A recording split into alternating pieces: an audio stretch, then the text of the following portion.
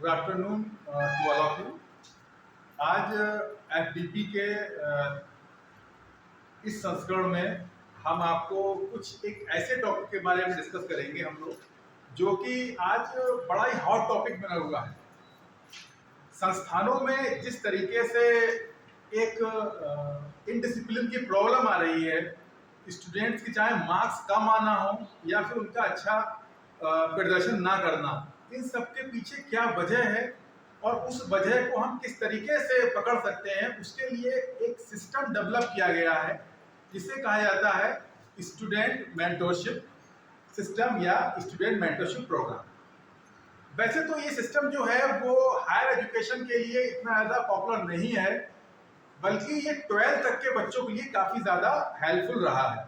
लेकिन इसे हम हायर एजुकेशन में किस तरीके से यूज़ कर सकते हैं, इसके बारे में आज के प्रोग्राम में हम डिस्कस करेंगे।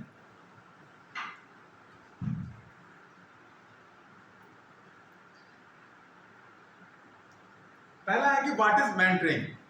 मेंटरिंग आखिर होती क्या है? तो ये कह रहा है mentoring is a relationship between two individuals based on a mutual desire for development towards career goals and objectives.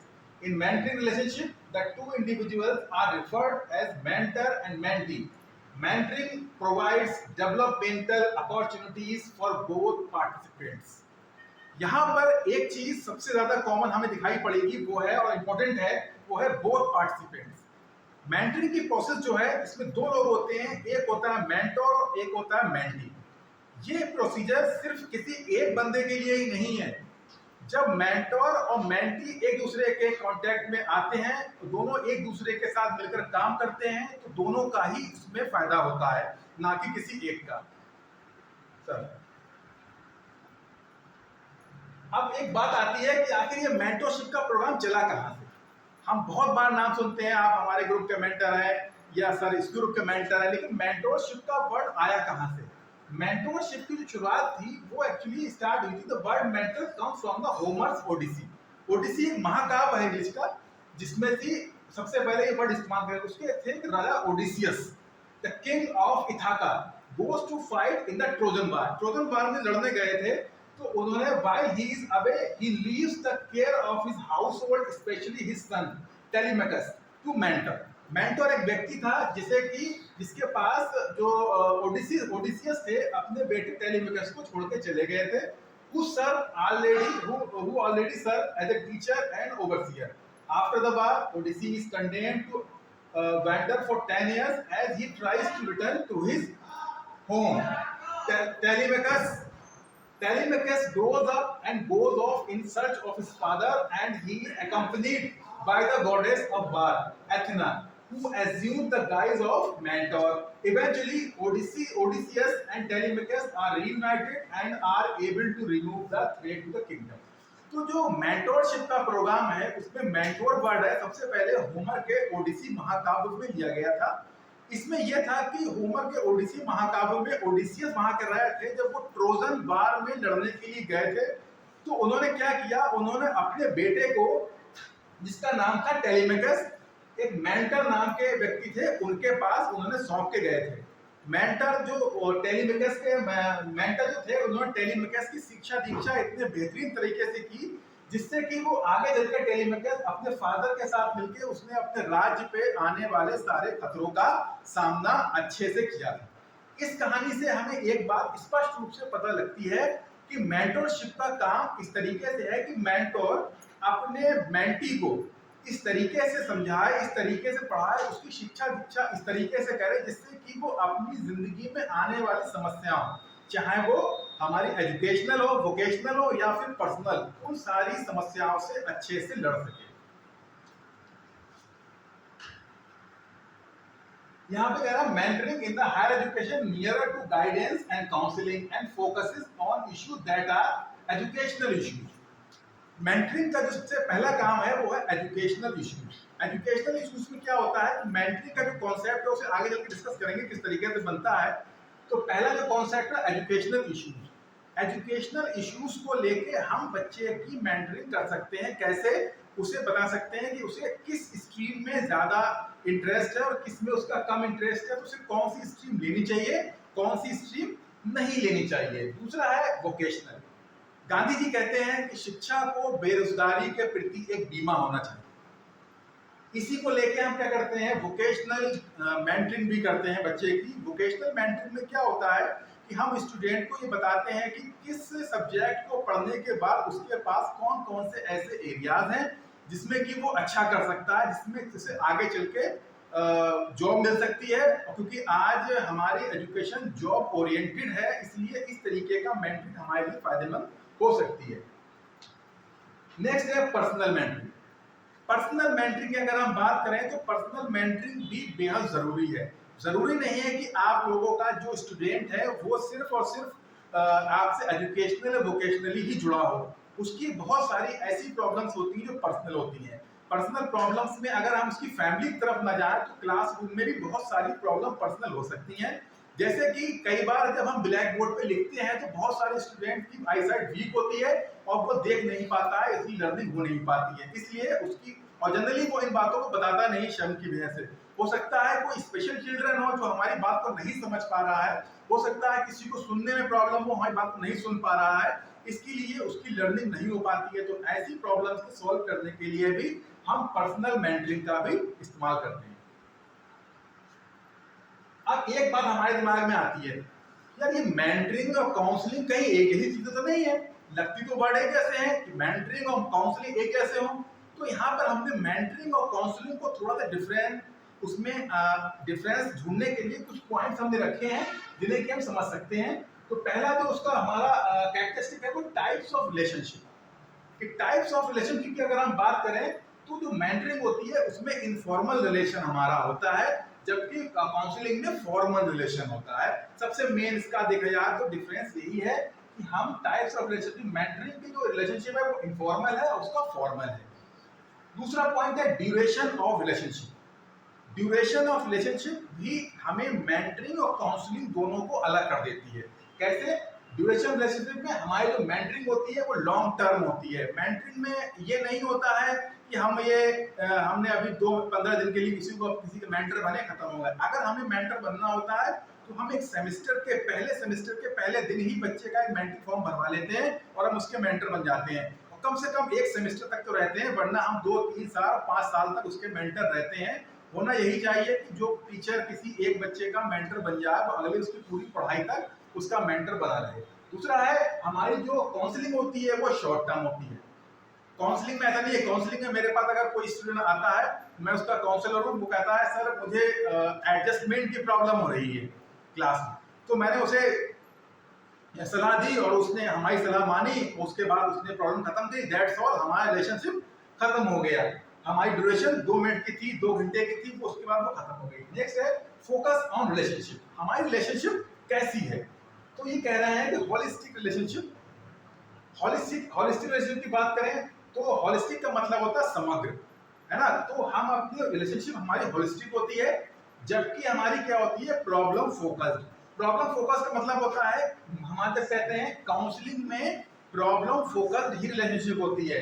Problem focused का मतलब होता है कि हम सिर्फ एक पर्टिकुलर प्रॉब्लम को लेकर चल रहे हैं, जबकि होलिस्टिक का मतलब है कि हम जिसके मेंटर हैं उस स्टूडेंट की हम उन सारी समस्याओं को सुने, उस स्टूडेंट की हम सारी बातों को सुने जो उसकी लर्निंग से लेके पर्सनल लाइफ, वोकेशनल लाइफ और एजुकेशनल लाइफ को इफेक्ट कर रही हैं। लेकिन कॉस्ट, हमारी मेंटरिंग फ्री होती है। अगर कोई टीचर है, उसे एक पर्टिकुलर उसकी जॉब के लिए सैलरी मिल रही है, उसे मेंटर बनाया जाता है, उसके लिए उसे कोई कॉस्ट नहीं देना पड़ती है ना। जबकि हमें क्या करना पड़ता है, काउंसलिंग पेड होती है। पेड का मतलब आप किसी काउंसलर के पास जाते हैं तो आपको वहां पे पेड करना पड़ता है। होता है ease of access, harder to find. एक अच्छे मेंटर को ढूंढना बहुत ही कठिन है। आप कहीं भी चले जाइए, जरूरी नहीं आपको एक अच्छा मेंटर मिल जाए। अगर हमारे पास 10 स्टूडेंट हैं तो हो सकता है 4 के लिए वो मेंटर अच्छा ना हो और 6 के लिए अच्छा हो। इसलिए किसी एक अच्छे मेंटर को ढूंढना सबसे ज्यादा कठिन है। जबकि अगर हम बात करें काउंसलिंग की तो इजीली अवेलेबल रहती है। आजकल बहुत से काउंसलिंग सेंटर खोले होते हैं, आप वहां जाइए, पैसा दीजिए और अपनी काउंसलिंग करवाइए। Phases of mentoring. पहली फेज है, क्योंकि कोई भी प्रक्रिया होती है उसमें कई सारे फेज आते हैं। कि किस तरीके से हम उस चीज को लेके आगे बढ़ेंगे। तो पहला हमारा फोकस ऑन ग्रोथ।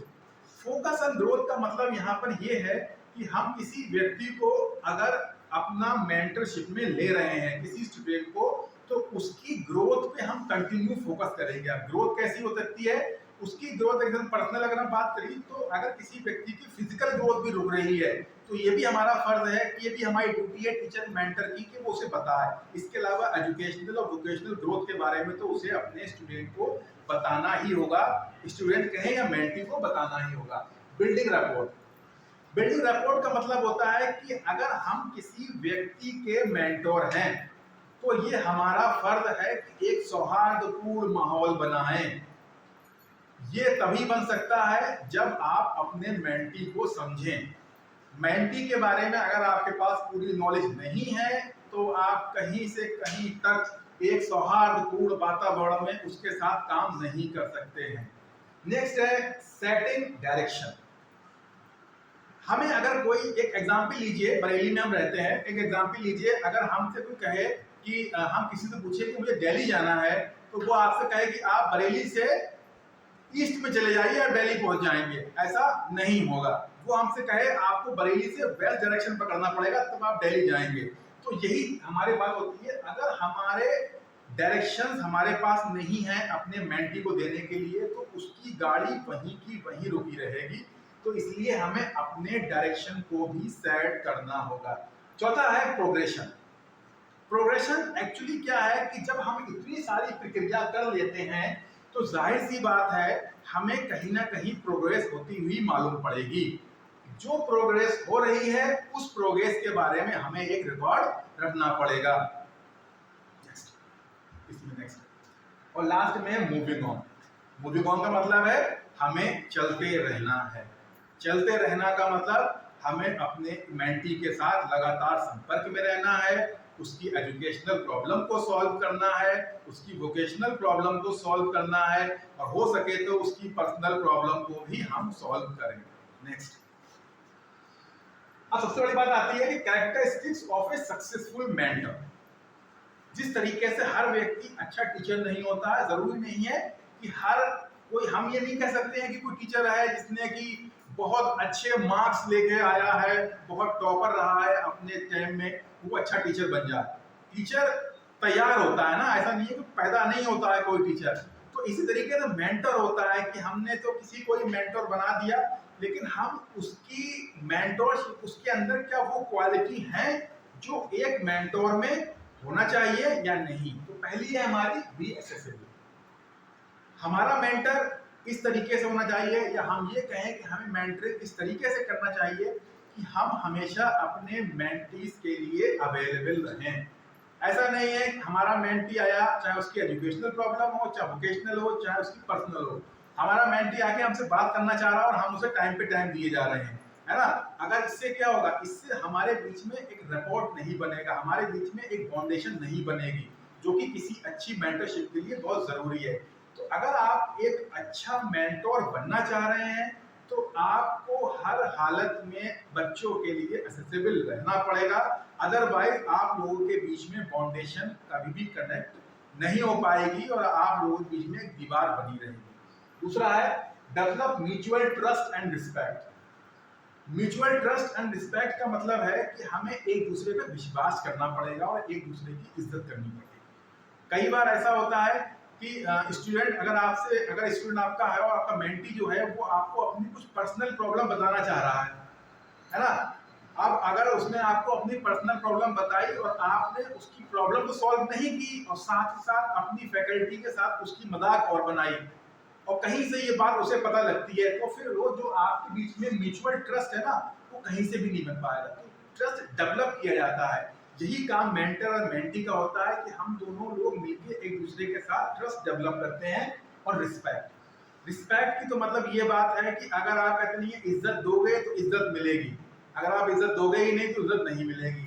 आप ये सोचो कि मैं बहुत बड़ा एक प्रोफेसर हूँ, ये एक छोटा स्टूडेंट है, इसकी कोई औकात नहीं है, तो यही वो बंदा आपसे सोचेगा, है ना। वो आपको नेगलेक्ट करेगा, किसी भी तरीके से आपसे इग्नोर करेगा, आपसे बात करना नहीं चाहेगा, जिसकी वजह से आप लोगों के सामने एक समस्या ये आएगी कि आप एक अच्छी मेंटोरशिप डेवलप नहीं कर पाएंगे।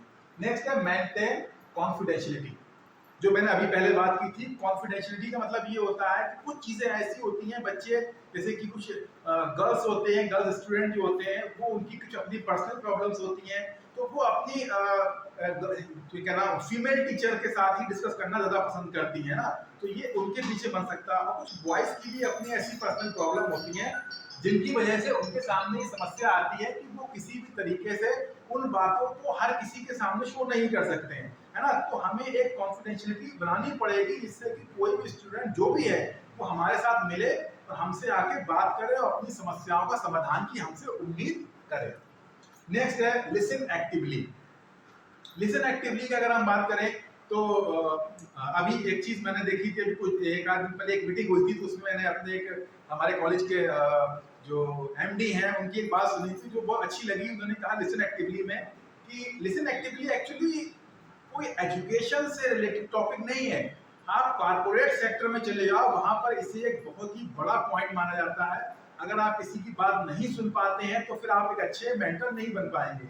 लिसन एक्टिवली का मतलब यहाँ पर ये है कि आपके सामने कोई बच्चा आया और आप सुन रहे हैं हाँ हाँ हाँ, और अपनी कॉपी पेन चला रहे हैं हाँ, उसके बाद से बच्चा गया हाँ हाँ भूल गए, तो आपको उसकी बात ना सिर्फ सुननी पड़ेगी बल्कि उसकी समस्या पे भी आपको काम करना पड़ेगा, उसकी समस्या का भी आपको समाधान करना पड़ेगा। नेक्स्ट है ask open supportive question. Supportive question पूछिए उससे and provide constructive feedback. Feedback जो किसी भी प्रक्रिया की तरक्की, किसी भी प्रक्रिया की प्रोग्रेस के लिए बेहद जरूरी है, तो आपको फीडबैक भी कंटिन्यू देते रहना चाहिए।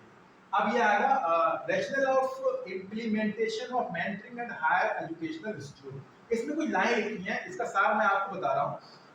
हायर एजुकेशन की अगर बात करें, थोड़ा सा प्राइमरी और सेकेंडरी कह लें या फिर हायर कह लें, थोड़ा डिफरेंस करते हैं। जनरली क्या होता है, कुछ स्कूल जो कि शहर में बने होते हैं, तो लोकल लोग जो छोटे बच्चे होते हैं वो शहर में ही पढ़ाई करते हैं। जबकि जो हायर एजुकेशन की अगर हम बात करें तो हायर एजुकेशन में हमारे सामने सबसे बड़ी समस्या ये आती है कि हमारा जो स्टूडेंट्स होते हैं वो जरूरी नहीं है कि वो हमारे एरिया से भी हों। हमारे एरिया से ना होने की वजह से वो जब हमारे पास जुड़ते हैं तो अलग अलग सभ्यता के लोग, अलग अलग संस्कृति के लोग होते हैं, अलग अलग लैंग्वेज जानने वाले होते हैं ना, अलग अलग धर्मों के होते हैं, रिलीजन के होते हैं। तो हमें उन सब स्टूडेंट के साथ डील करने में काफी ज्यादा प्रॉब्लम आ सकती है। इसके लिए जरूरी है कि हम एक मेंटरशिप के प्रोग्राम को हायर एजुकेशन में भी इस्टेब्लिश करने की कोशिश करें सर। मेंटरिंग गोल्स कौन से होते हैं? आगे मेंटरिंग गोल्स में पहला है, देखिए मेंटरिंग के लिए एक फॉर्म है जिसे कि हम लास्ट में दिखाएंगे कि किस तरीके से फॉर्म को हम कर सकते हैं, यूज कर सकते हैं, किस तरीके से बना सकते हैं। तो मेंटरिंग गोल्स जो होते हैं वो हमें अपनी पहली या दो मीटिंग्स में, जैसा कि हम सब जानते हैं कि मेंटर को मीटिंग अपने मेंटीज का लेते रहना चाहिए, तो पहली 2 या 3 मीटिंग्स में हम कुछ अपने गोल्स क्लियर कर लेते हैं कि हमें कौन कौन सी चीजें अपने स्टूडेंट के अंदर, अपने मेंटी के अंदर डेवलप करनी है। तो पहला है लीडरशिप स्किल। लीडरशिप स्किल की जब बात आती है तो हमारे दिमाग में नेताओं का नाम आता है। लीडरशिप स्किल का मतलब सिर्फ और सिर्फ नेतागिरी करना नहीं है। लीडरशिप स्किल का मतलब है कि अपने भले बुरे के प्रति आवाज उठाना, अपनी चीजों के अंदर किसी भी चीज के लिए क्वेश्चनिंग, अगर कोई बच्चा क्वेश्चनिंग भी कर रहा है तो वो भी लीडरशिप स्किल की तरफ ही बढ़ रहा है, क्योंकि जनरली ज्यादातर बच्चे अपने क्लास में इस क्वेश्चनिंग भी करने से घबराते हैं। दूसरा है हमारा कॉन्फिडेंस स्किल। कॉन्फिडेंस की अगर हम बात करें तो जब कोई स्टूडेंट को छोड़िए, जब कोई टीचर है, जब पहले दिन अपने क्लास में किसी डायस के आगे खड़ा होता है तो उसकी हार्ट बीट 180 तक चली जाती है और उसके हाथ पैर कांप रहे होते हैं, माथे से पसीना आ रहा होता है, गर्मी के बिना भी, फिलहाल तो गर्मी है, और उसे कॉन्फिडेंस उसके अंदर नहीं होता है। और वो कॉन्फिडेंस को बढ़ाने के लिए लगातार अपने आप को सीखने की कोशिश करता है, अपने साथियों का सपोर्ट लेता है, ज्यादा ज्ञान अर्जित करने की कोशिश करता है। तो कॉन्फिडेंस स्किल हमें अपने बच्चे में बढ़ाना है, मेंटी में बढ़ाना है। कैसे बढ़ाना है? हम उसकी मदद करें, हम उसकी हेल्प करें, उसके क्वेश्चंस को हम आंसर करें, हम उसे बताएं कि कोई भी चीज किसी भी तरीके से अगर आप कोई लॉजिकल क्वेश्चन अगर अपने कॉलेज में, अपने क्लास में पूछ रहे हैं तो वो आप पूछ सकते हैं। उसके प्रति ऐसा नहीं है कि टीचर आपको मारेगा। तो इन छोटी छोटी चीजों से हम उसका कॉन्फिडेंस डेवलप करने की कोशिश करते हैं। पब्लिक स्पीकिंग और प्रेजेंटेशन स्किल, ये एक ऐसी स्किल है जिसे कि हमें अपने मेंटीज में डेवलप करना पड़ेगा। अगर पब्लिक स्पीकिंग या प्रेजेंटेशन स्किल है और आप उस स्किल को अपने साथियों में, अपने मेंटीज में डेवलप करना चाह रहे हैं, तो ये लीडरशिप स्किल का ही एक पार्ट रहेगा। किसी भी कैमरे के सामने, किसी भी पब्लिक के सामने जहां पे 10, 20, 15, 50 लोग बैठे होते हैं, बोलना अपने आप में एक कला है। इस कला को हर किसी के अंदर नहीं होता। जब आप किसी मेंटर ग्रुप के मेंटर हैं और आपके साथ कई सारे मेंटीज जुड़े हुए हैं, तो आपको अपने उन मेंटीज के अंदर पब्लिक स्पीकिंग या प्रेजेंटेशन स्किल डेवलप करने की कोशिश करनी होगी। नेक्स्ट है लाइफ वर्क बैलेंस। ऐसा नहीं है कि अगर हम कहीं जॉब कर रहे हैं तो हम उसी के लिए ही पूरी तरीके से डेडिकेटेड हो गए, हमारी लाइफ का कोई भी ऑब्जेक्टिव नहीं रहा। तो ये अगर आप ये कहें कि मैं पूरी तरीके से कॉलेज या अपनी संस्था के लिए डिवोटी हूँ, बहुत अच्छी बात है, लेकिन ऐसा ना हो कि कहीं ना कहीं आपकी समस्याएं, आपके पर्सनल लाइफ भी कहीं ना कहीं उससे अफेक्ट हो रही हो। अगर कोई बंदा एक ही काम कर रहा है तो ये सही नहीं है। हमें बताना पड़ेगा कि जमाना आज मल्टीटास्किंग का है, हमें अपनी वर्क और लाइफ दोनों को बैलेंस में लेकर चलना पड़ेगा, और ये चीजें हम अपने मेंटीज के अंदर डेवलप करेंगे क्योंकि उनके अंदर उस समय तक वो चीज होती नहीं है। नेक्स्ट है becoming better manager. Becoming better manager का मतलब है जो अच्छा मैनेजर होगा वो लाइफ और वर्क को बैलेंस भी कर लेगा। जो अच्छा मैनेजर होगा उसके अंदर पब्लिक स्पीकिंग भी होगी, कॉन्फिडेंस स्किल भी होता है, लीडरशिप क्वालिटीज भी होगी। नेक्स्ट लास्ट है हमारा करियर पाथ 1 ईयर प्लान। तो पहली 2 या 3 मीटिंग्स में हम क्या करें, अपने मेंटर के अंदर हम ये करें, मेंटीज के लिए करियर पाथ क्लियर कर लें कि हमें 1 साल के अंदर कहाँ दिखाई पड़ना है। हम ये क्लियर कर लें कि 1 साल तक हमें कौन कौन सी एक्टिविटीज कराना है, और ये सारे काम जो मैंने अभी आपको बताए हैं, जो आपके सामने हैं, ये आपको अपनी पहली 2 या 3 मीटिंग्स में ही क्लियर कर लेने चाहिए। क्योंकि इतनी मीटिंग आप देते रहेंगे, समस्या जब स्टूडेंट्स की, मेंटीज की आने लगेंगी, फिर आपके सामने इन गोल्स को डिसाइड करने का समय भी मिलना बंद हो जाएगा। नेक्स्ट अब आते हैं हाउ टू इन्फ्लुएंस मेंटी।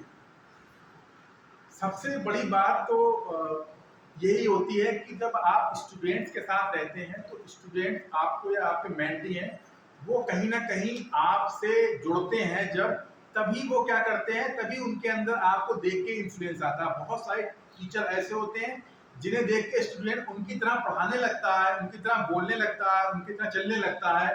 तो ऐसे ही आप अपने मेंटी को किस तरीके से इन्फ्लुएंस कर सकते हैं, तो पहला है बी एन एक्टिव लिसनर। आपको उसकी बात सुननी पड़ेगी, जो पहले बताया था मैंने, आपको उसकी बात सुननी पड़ेगी। अगर आप उसकी बात नहीं सुनेंगे तो आप उसे प्रभावित नहीं कर पाएंगे, और जब आप उसे प्रभावित नहीं कर पाएंगे तो आपके बीच में कोई भी रिलेशनशिप डेवलप नहीं हो पाएगा। दूसरा है बी ए कंपैशनेट सपोर्टर। कंपैशनेट सपोर्टर का मतलब तो ये है कि आप बिल्कुल होल हार्टेड सपोर्टर बन गए, लेकिन इसका मतलब ये नहीं, लेकिन आप उसकी जो भी प्रॉब्लम है उन्हें अगर आप सॉल्व करेंगे, उसकी जो बातें हैं उन्हें आप आगे अपने मैनेजमेंट में रखेंगे, उसका सपोर्ट करेंगे, तो बी ए कंपैशनेट सपोर्टर का मतलब ये है। तीसरा बी ए रोल मॉडल। रोल मॉडल बनिए उसके लिए। जैसे कि हमारा रोल मॉडल की बात करें तो हमें इस तरीके से काम करना होगा कि स्टूडेंट हमें देख के ही सारे काम करें, है ना। हमें ऐसा नहीं पढ़ाना होगा, हमें उसकी समस्याएं इस तरीके से समाधान नहीं करना होगा जिससे कि वो क्या नाम, हम ये कहे यार ये कैसा मेंटर हमारा, इसे तो खुद भी नहीं आता है। तो हमें ऐसी समस्याओं से बच के रहना पड़ेगा।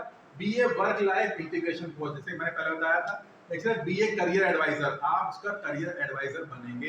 करियर एडवाइजर बनने का है कि आप उसे बताएं कि किस कोर्स को करने के बाद वो किस लाइन में जा सकता है, ठीक है। नेक्स्ट है बी एन एडवोकेट। एडवोकेट का मतलब होता है, कहते नहीं है आप हमारे वकील हो गया, मतलब आपको कंटिन्यू सपोर्ट करना, आपको कंटिन्यू बताना, अच्छा बुरा करना, ये सब चीज। Next documentation for mentoring. ये तो बातें थी जिसे कि हमने आप लोगों के सामने रखा। वो बातें थी ऐसी जो कि जनरली सभी लोग जानते हैं, सभी लोग समझते हैं, लेकिन जो मेंटरिंग की प्रोसीजर है, मेंटरशिप की प्रोसीजर है, उसमें कौन कौन से डॉक्यूमेंट लगते हैं। तो पहला है मेंटरिंग कॉन्ट्रैक्ट। मेंटरिंग कॉन्ट्रैक्ट तभी आपसे भरवा लिया जाएगा जबकि आप किसी बच्चे कॉलेज में आएंगे, तब कॉन्ट्रैक्ट हो जाएगा कि एक मेंटरशिप प्रोग्राम बनेगा जिसमें कि आप लोगों को इन्वॉल्व होना होगा।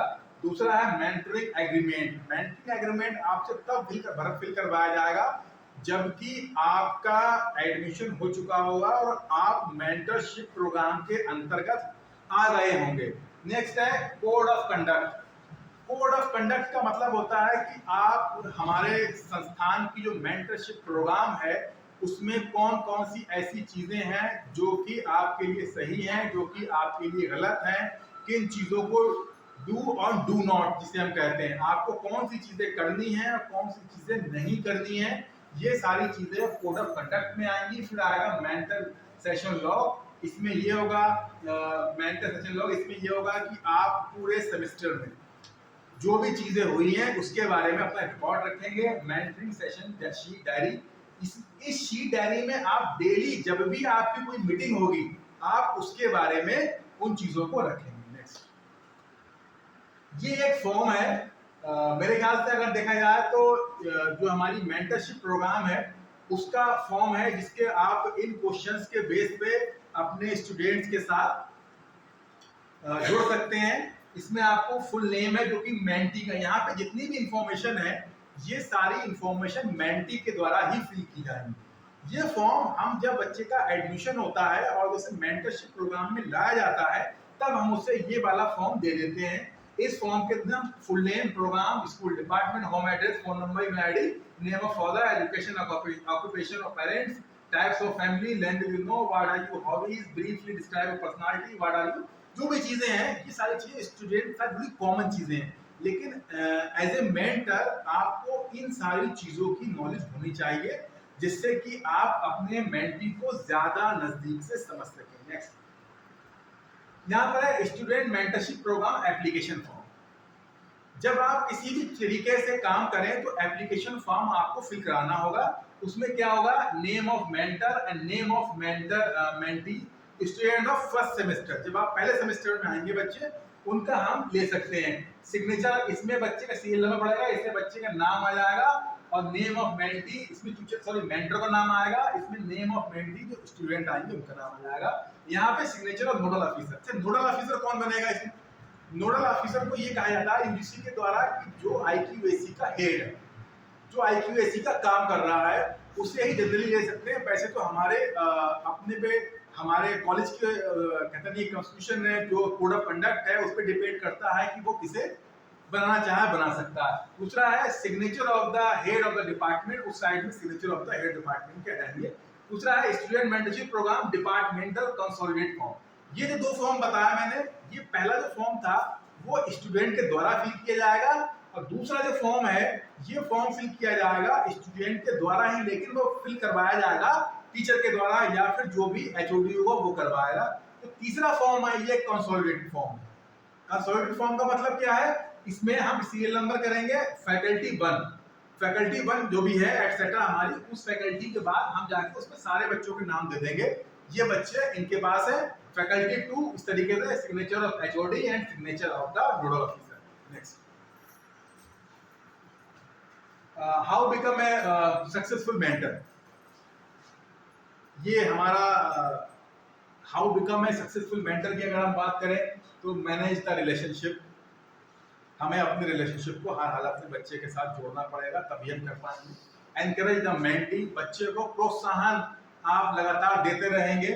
तीसरा है कि शिक्षण एक बहुत जरूरी चीज है। देखिए, मेंटरशिप एक प्रोग्राम अलग बात है, लेकिन जो मेंटर बनाया जाता है वो एक्चुअली बनाया जाता है किसके लिए, वो बनाया जाता है, टीचर ही तो बनता है मेंटर।